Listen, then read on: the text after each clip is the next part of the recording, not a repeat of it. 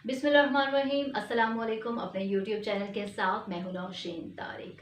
Viewers, एक बार फिर जो है वो वज़ीर-ए-आज़म पाकिस्तान इमरान खान ने पीपल्स पार्टी और नून लीग की दुखती रगों पर पैर रख दिया है। जी हाँ जनाब, उन्होंने दोनों पार्टियों की दुखती रगों पर पैर रख दिया है। ये दुखती रगें क्या हैं, मैं आपको अपनी वीडियो में तफसील से बताऊंगी, लेकिन उससे पहले मैं आपको ये बताऊं कि ये वो दुखती रगें हैं जिससे दोनों पार्टीज की जो करप्शन के सुराग मिलते हैं। इमरान खान साहब ने जनाब किसी की ना सुनते हुए एक रुकनी कमीशन कायम कर दिया है, जिसको हेड कर रहे हैं रिटायर्ड जस्टिस अजमत सईद साहब।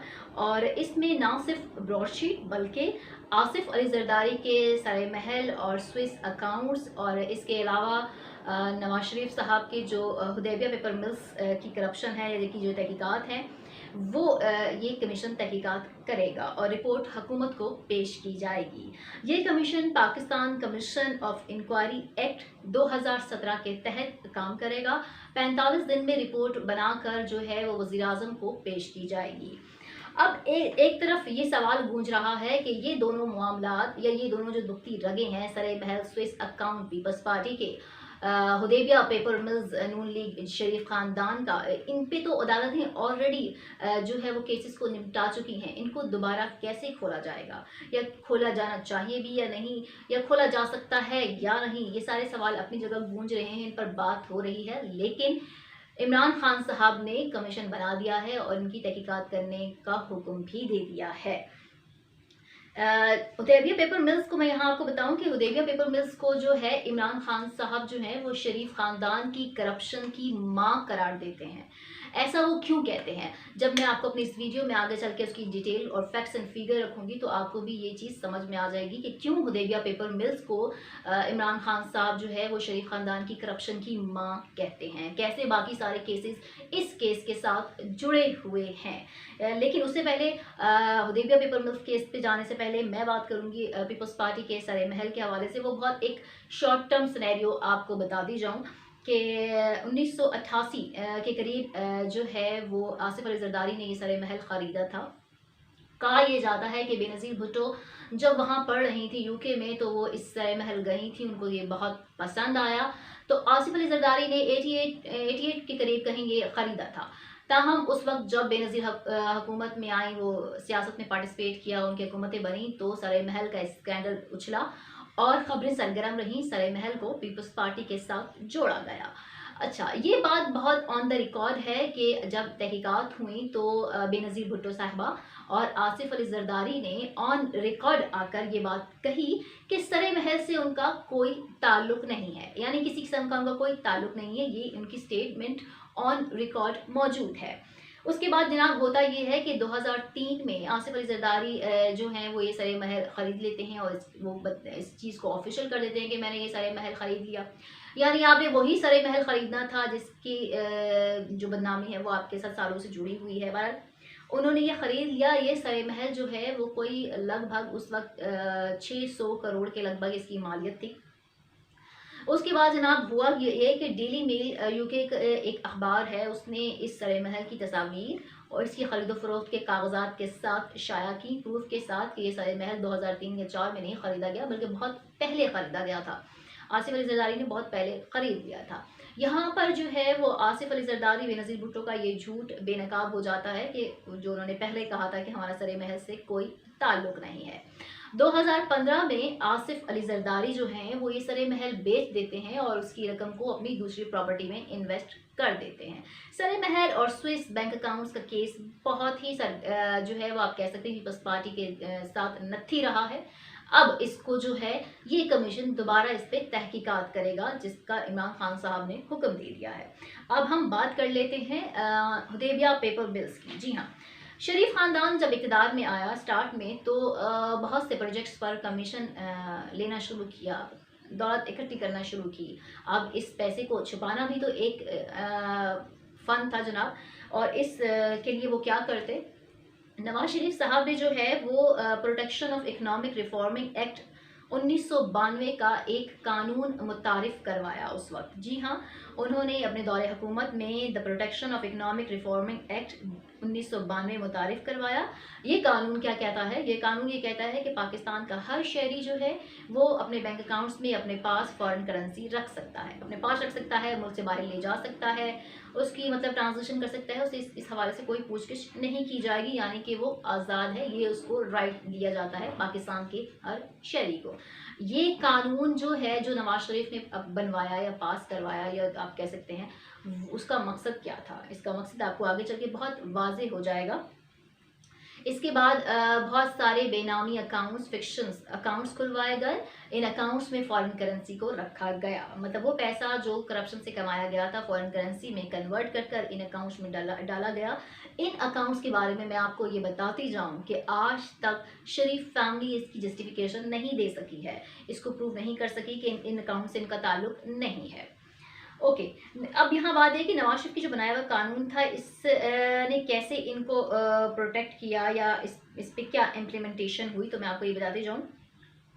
इन अकाउंट्स में जो फॉरेन करेंसी थी, इनको शरीफ ख़ानदान ने इस करेंसी को जो है वो मनी चेंजर्स के ज़रिए अपनी मिल्स में जो है वो ट्रांसफ़र किया इस पैसे को। इसमें उन्होंने मनी चेंजर्स को यूज़ किया था। नैब कब इन एक्शन हुआ इस सारी करप्शन? नैब में 2000 में जो है वो ये इंकशाफ किया कि हुदैबिया पेपर मिल्स में मशकूक किस्म की ट्रांजेक्शन्स हुई हैं।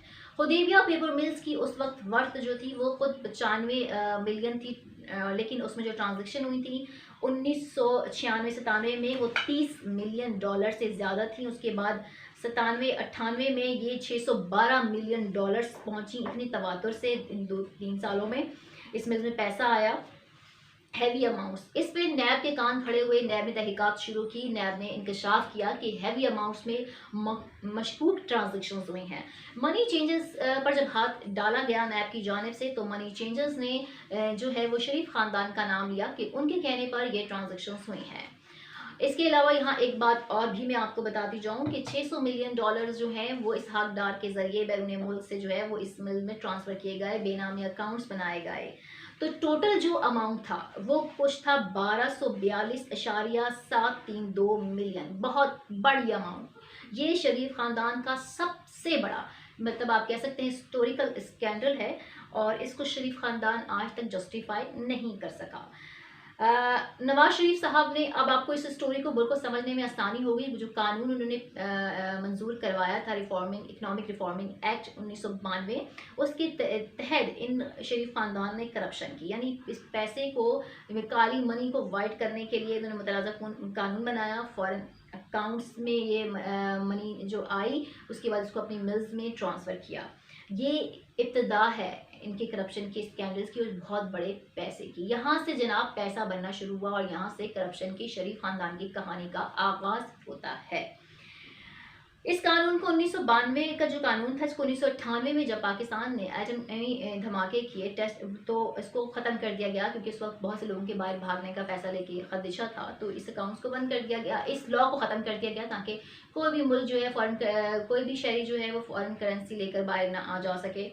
और शरीफ फैमिली ने भी तमाम बचा कुचा पैसा अपने हुदैबिया पेपर मिल्स में डलवा दिया। नैब ने जनाब इस केस में तकरीबन शरीफ ख़ानदान के तमाम ही बेनिफिशरीज को जो है वो मोहम्मद शरीफ साहब, उनकी अहलिया मरियम नवाज़, इसके अलावा उनकी वालदा नवाज़ शरीफ साहब, शहबाज शरीफ साहब, हमजा शहबाज, मरियम नवाज़ के भाई, इन बहुत से बेनिफिशरीज को जो है वो नामजद किया गया, उनसे पूछगिछ की गई। यहाँ मैं आपको ये भी बताती जाऊँ कि इस हकदार साहब को भी गिरफ्तारी भी अमल में लाई गई। इस हकदार साहब वादा माफ गवाह बनते हुए उन्होंने इन रिटर्न इसको सब चीज़ों को कबूल भी किया कि कैसे ये सब कुछ शरीफ ख़ानदान ने करवाया है। तो ये पूरी सिनेरियो बताने का मकसद आपको ये है कि आपको ये बात समझ आ जाए कि कैसे इमरान खान साहब हुदैबिया पेपर मिल्स को जो है वो शरीफ ख़ानदान की करप्शन की मां कहते हैं। जी हाँ, अब ये केस दोबारा से खुल रहा है। अब तक इस केस में क्या हुआ? अब ये सवाल है कि अब तक इस केस में कोई पेशरफ्त क्यों नहीं हुई, शरीफ ख़ानदान को सज़ा क्यों नहीं हुई, या ये साबित क्यों नहीं हो सका? तो मैं आपको ये बताऊँ कि परवेज़ मुशर्रफ के दौर में नैब में ये चीज़ें सब प्रूफ हो चुकी थी, इस ख़ानदान को सज़ा भी हो जाती। लेकिन परवेज़ मुशर्रफ साहब ने डील की, और इस डील के नतीजे में नवाज शरीफ साहब जो है वो सऊदी अरब चले गए। और नैब को ये कह दिया गया कि आप अदालत में जाकर ये बयान दे दें कि चूंकि इस केस के जो मुल्जिमान हैं वो बैरून मुल्क फरार हैं तो हम इसको साबित नहीं कर सकते। नैब ने ये बयान दे दिया और केस बंद हो गया। अब तक इसमें हुई क्या है पेशरफ वो मैं आपको बताती हूँ। 2008 में नैब ने दोबारा केस खोलना चाहा तो नैब के उस वक्त के जो चेयरमैन हैं नवीद एहसन साहब, उन्होंने इस पर दस्तखत ही नहीं किए और ये केस नहीं खुला। दोबारा लाहौर हाई कोर्ट में इस केस को खोलना चाहा तो लाहौर हाई कोर्ट से भी नवाज हुकूमत ने अपने लिए रिलीफ हासिल कर लिया। नैब ने 2015 में दोबारा अपील की इस केस को खोलने के लिए, तो उस वक्त के तीनों जजेस हजरात ने ये कहकर अपील मुस्तरद कर दी कि आपने बहुत ताखीर कर दी है, इस केस को दोबारा नहीं खोला गया। इस केस में अभी इंसाफ होना बाकी है, इसका मंतकी अंजाम तक पहुंचना बाकी है। ये वो पैसा था जो बैरून मुल्क भिजवाया गया, जहां से बाकी फ्लैट्स खरीदे गए, मेफर अपार्टमेंट्स और जो एवनफील्ड अपार्टमेंट्स का केस नैब में एक दफ़ा फिर साबित हो चुका है और मरियम नवाज और नवाज शरीफ साहब इसमें सजा याफ्ता भी हैं। तो ये शरीफ ख़ानदान की करप्शन की जड़ था, ये मेन कॉज था और यहाँ से एक पूरी चेन है, आगाज़ होता है। इस केस को समझे बगैर, इस केस को हल किए बगैर शरीफ ख़ानदान की जो करप्शन की वो दास्तान है वो मुकम्मल नहीं होती। इसलिए अब इमरान खान साहब ने जो ये एक रुकनी कमीशन बनाया है, जिसको हेड कर रहे हैं रिटायर्ड जस्टिस अहमद सईद साहब, वो इसकी दोबारा तहकीकात करेंगे और 45 दिन में रिपोर्ट वज़ीर आज़म को पेश की जाएगी। ये सवाल अपनी जगह है कि इसका आगे होगा क्या, लेकिन ये एक स्टार्ट बहुत अच्छा है खान साहब की तरफ से कि अक्रॉस दी बोर्ड और बहुत वो पुराने गरे मुर्दे भी उखाड़ दिए जाएं जो हालिया करप्शन से जिनका ताल्लुक जुड़ता है। मेरी वीडियो पर अपनी आरा का इजहार ज़रूर कीजिएगा। पाकिस्तान जिंदाबाद।